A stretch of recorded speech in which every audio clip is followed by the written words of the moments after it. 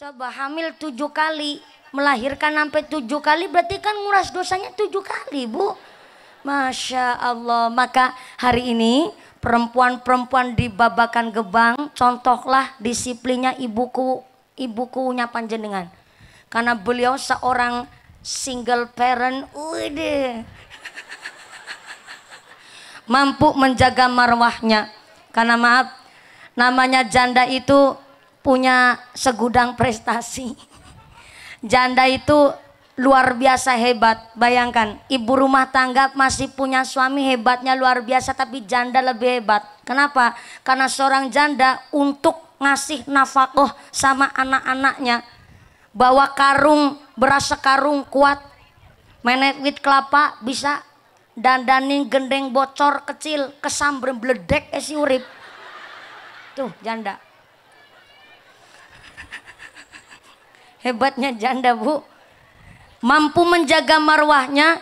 Apalagi ada nih di dalam hadis riwayat At-Tirmidzi bahwa besok ketika di akhirat Kanjeng Nabi membuka pintu sorga. Kanjeng Nabi baru membuka pintu sorga, baru melompong sedikit, tiba-tiba ada yang nyalip, ada yang nerobos. Cara Cilacap nerobos itu nyelusup apa ya, mblodos, nyeruntul. Sini apa bahasa Sundanya nyeruntul? Kakak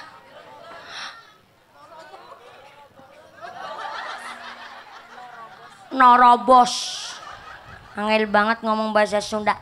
Norobos. Baru dibuka sedikit pintu surga oleh Kanjeng Nabi, tiba-tiba aya nu norobos. Saha eta? Seorang ibu rumah tangga yang pipinya kehitam-hitaman, tangannya kapale kasare kayak parutan kelapa. Tapi bukan sembarang ibu rumah tangga. Nyaeta ibu rumah tangga yang kalau naik motor riting kanan beloknya kiri. Bukan sembarang ibu rumah tangga.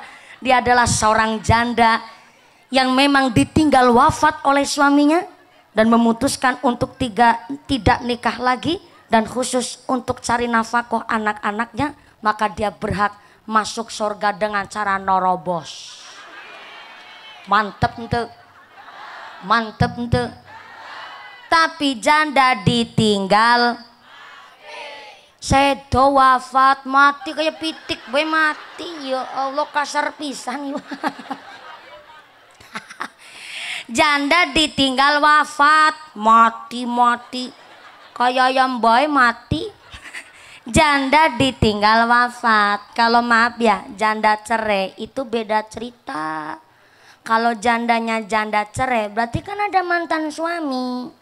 Mantan suami tetap wajib ngasih nafkah sama anak kandungnya walaupun udah pisah sama istrinya. Tapi kalau janda ditinggal wafat kan udah nggak ada yang tanggung jawab. Nah inilah yang dimaksud besok di akhirat norobos pintu sorga, nu janda ditinggal wafat tapi memutuskan tidak nikah lagi. Kalau nikah lagi udah beda cerita. Begitu buku. Nih kira-kira buku mau gimana nih? Mau norobos apa ada yang mau tanggung jawab ini? Gimana Pak? Norobos. Buku milih norobos. Emang Bapak siapanya buku? Oh saudaranya, pantesan mampu mewakili jawaban. Jadi beliau ibuku memang tadi saya itu beliau mendedikasikan wayah umurnya karena anak-anak sudah pada dewasa, dan beliau pun mendapatkan titipan amanah, dan alhamdulillah. Oh hujannya agak lebat ya Bu. Mangga-mangga panjenengan asup ke masjid. Masjid naon?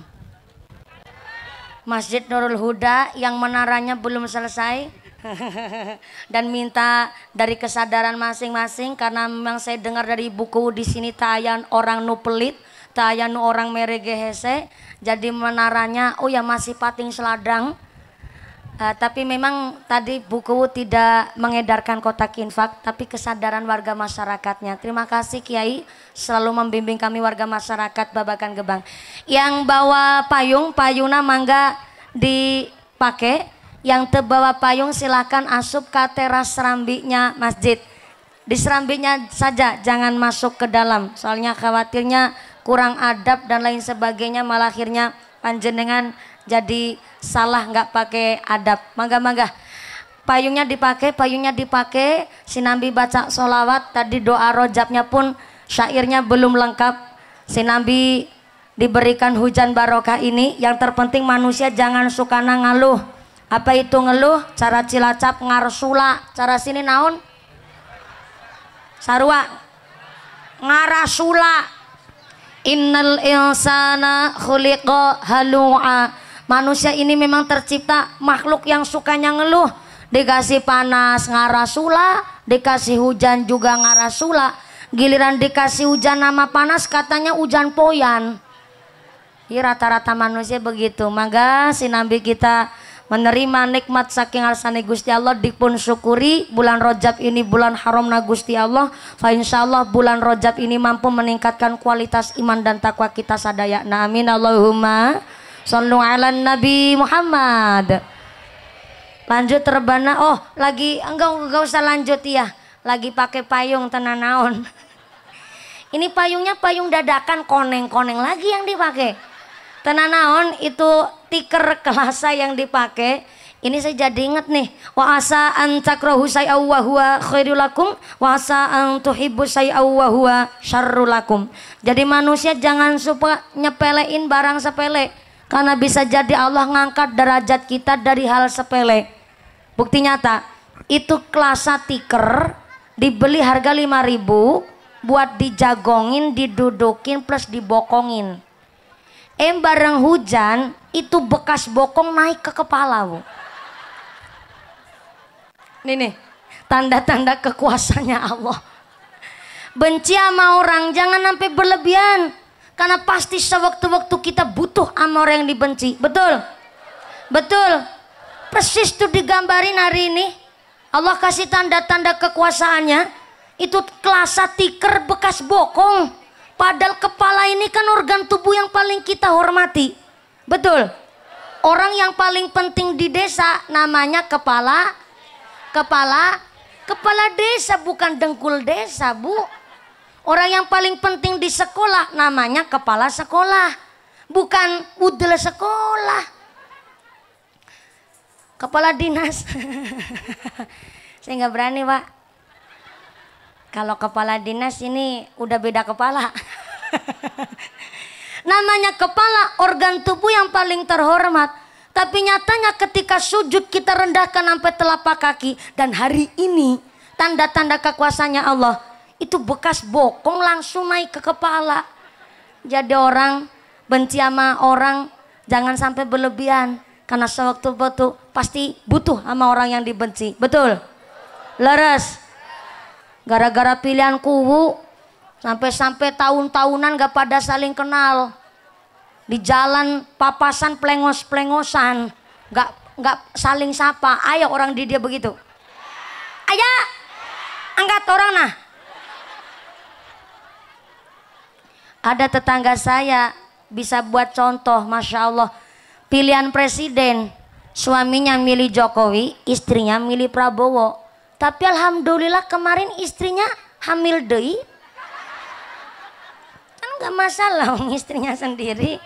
Beda pilihan itu hal wajar. Yang terpenting adalah kuwu kita bersama. Betul nggih Bu Kuwu? Alhamdulillah Bu Kuwu dari kemarin pas periode kedua calonnya ada berapa Bu Kuwu? Ada 2. Kalau yang periode pertama 3, periode kedua calonnya 3. Aduh pusing saya, buku sampai lupa. Kenapa buku Ibu Yeni yang dijadikan kuwu? Berarti buku dikasih iklam. Saya ulang. Halo. Assalamualaikum. Masih sadar? Wahyu diberikan Allah kepada Nabi dan Rasul. Ada ilham kasih sayang tresnane Gusti Allah diberikan kepada makhluk. Tapi ada orang dikasih iklam. Iklam itu karena dipilih oleh Gusti Allah. Dari 3 calon, kenapa Ibu Yeni yang dijadikan kuwu? Karena beliau tidak hanya dipilih oleh masyarakat, tapi dikasih iklam. Dipilih oleh Gusti Allah. Tapi ada makhluk dikasih ilham. Ilham itu kasih sayang na Gusti Allah. Kalau makhluk berarti bukan hanya manusia. Tumbuhan hewan pun makhluk na Gusti. Ada hewan dikasih ilham oleh Gusti Allah. Siapa? Wa auha rabbuka ilan nahli. Salah satu contohnya adalah tawon, lebah. Dikasih ilham oleh Gusti Allah. Sekelakuannya disuruh ditiru oleh manusia. Padahal hewan itu punya konotasi negatif. Kalau orang disamakan dengan hewan kan nggak mau.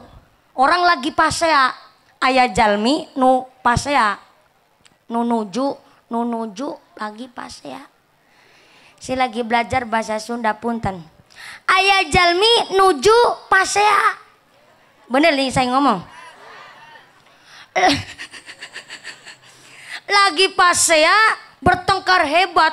Saking hebatnya dia bertengkar, ada yang ngomong begini, pancen nek wis watek angel dipetek.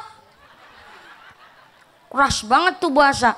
Nggak terima terus jawab, sampean bayang kelakuan kayak hewan. Berarti udah kasar banget tuh kalau nyamain manusia sama hewan. Karena hewan itu punya konotasi negatif. Tapi ternyata Allah malah kasih ilham. Ngasih kasih sayang sama tawon. An-Nahl, lebah ini supaya ditiru oleh manusia. Kenapa? Pertama, tawon punya sifat perut selektif. Perutnya tawon kalau makan pasti milih. Hanya mau makan yang diridhoi oleh Allah. Hanya mau makan yang toyib, yang bersih, yang halal. Kalau bukan dari putih kembang dia nggak mau makan, dia nggak mau minum. Makanya saya nggak pernah lihat ayat tawon makan tahu. Kenapa tawon gak doyan tahu? Karena perutnya selektif. Perutnya mampu menyeleksi mana yang harus masuk ke dalam perut, mana yang tidak. Saya sekarang tanya, Bu, halo, dalam apakah? Kah apa dalam? Ya udah terserah jenengan jawabnya apa baiklah. Pokoknya yang penting jenengan ditanya nyaut aja Bu. Assalamualaikum. Saya mau tanya Bu, sodakoh saya apa tuh? Ulang-ulang. Sodakoh saya apa tuh? Saya. Tapi sodakohnya ternyata hasil dari duit korupsi. Maaf ya, ibarat orang wudhu tapi pakai air kencing. Sah ente? Sah ente? Anak kita ngaji di pesantren, saya ente? Saya. Tapi modal untuk anak kita ngaji di pesantren adalah hasil dari duit nyolong. Maaf, belum mampu duitnya menjadikan anak-anak kita soleh-solehah. Ini yang saya maksud. Kita ternyata disuruh nyontoh tawon. Tawon itu perutnya selektif. Makannya bersih, minumnya baik, keluarnya manfaat. Maka kalau kita hidup di dunia bersyukur, hidup di desa Gebang, Babakan Gebang ini 208 tahun umurnya. Jenengan menjaga desa kita dengan cara apa? Cari nafkah yang halal, cari maisha dengan baik, cari kerja dengan jalan yang baik. Jangan sampai perut ini diisi dengan barang syubhat. Syubhat itu remang-remang, halal enggak, haram enggak. Lagi barang syubhat saja enggak boleh masuk ke perut. Apalagi sampai tega mengisi perut sendiri, perut istri, perut anak pakai barang yang haram. Anda jangan berpikir bahwa ketika Anda tumindak hanya Anda yang menjalankan bahasanya angel. Soalnya campuran iya Bu. Kalau di Cilacap ada semboyan begini. Wong nandur mesti bakal ngunduh. Nandur sae, nandur awon, maka anak cucu pun bisa mencicipi tanaman orang tuanya. Bahasanya angel ya, nama Sundanya gue angel we. Tapi ngartinya paham ya Bu? Kalau di Cilacap semboyannya begini. Nandur ala, nandur apik, ora ketemu awak, bakal ketemu anak.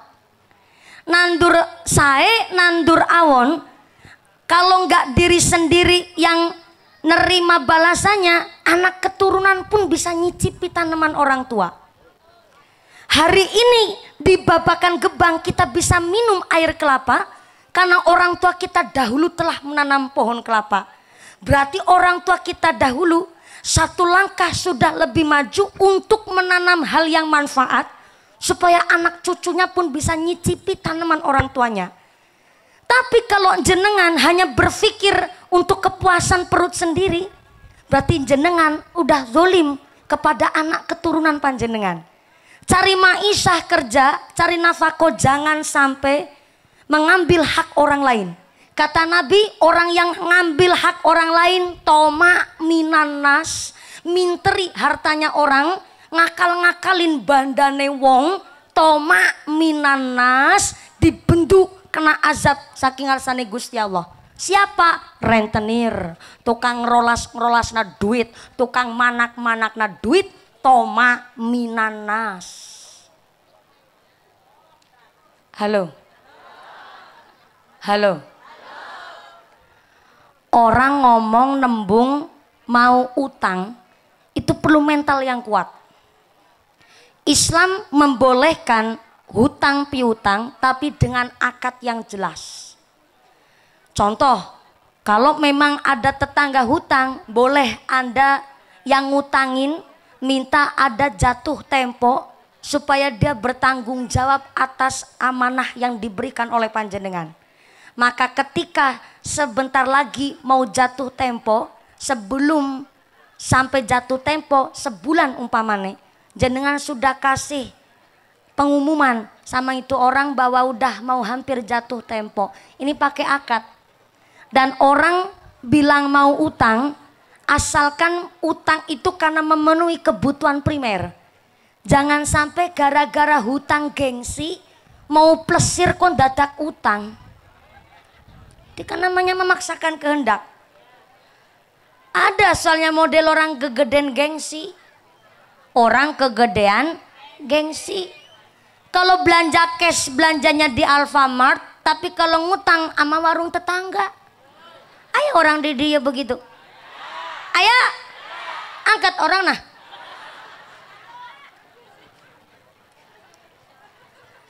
Orang bilang mau utang itu perlu mental yang kuat. Lah udah bilang mau utang, ternyata yang diutangin ngomong begini, Bu hapunten pisannya, iya lagi paceklik, lagi taya picis, jadi hapunten pisan saya belum bisa ngebantu. Ih mundurnya itu malunya luar biasa Bu. Lah kok ada orang lagi butuh malah rentenir sengaja nekek, mencekik sama orang yang lagi butuh. Nembung utang salapan, nerimanya cuman 5, nyarutangnya kon 10. Itu model jiwanya rentenir begitu. Disebut toma minanas, ngakal-ngakali hartanya orang, kena bendu saking ngarsane Gusti Allah. Na'udzubillahimin. Angkat ke sawah, bawa pacul, nampingi pematang sawah, dumelangka sing weruh pacul ngenangi patok, patoknya dijejak. Sawah tetangga ngiuting gune dheweke ngambani. Aya di dia orang begitu. Aya toma minanas. Jadi pedagang curang, nimbang barang sekilo harusnya 10 ons tapi cuman 9 ons. Toma minanas. Barangnya udah nggak bagus, dicampur dioplos sama yang masih sae. Yang busuk-busuk ditaruh di tengah. Nu cantik-cantik ditaruh di pinggir supaya yang busuk ikut ketimbang. Ngapusi sama pembeli. Toma minanas. Kulake aslinya 8.000 tapi bilangnya 10.000. Udah cari untung kebanyakan, ngapusi sama pembeli. Toma minanas. Dipilih sama masyarakat, digaji sama masyarakat.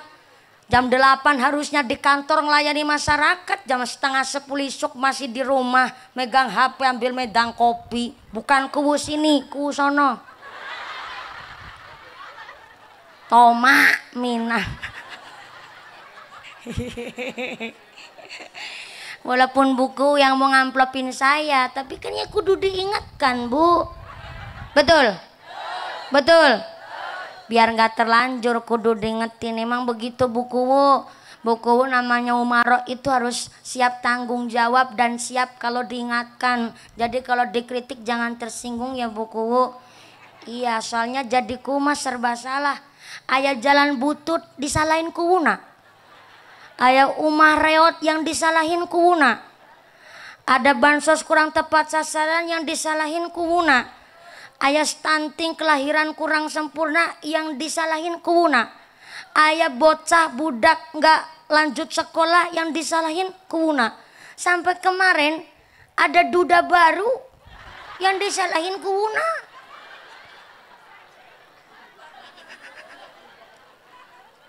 Maksudnya buku supaya ngurus, perceraiannya supaya lancar. Begitu maksudnya saya.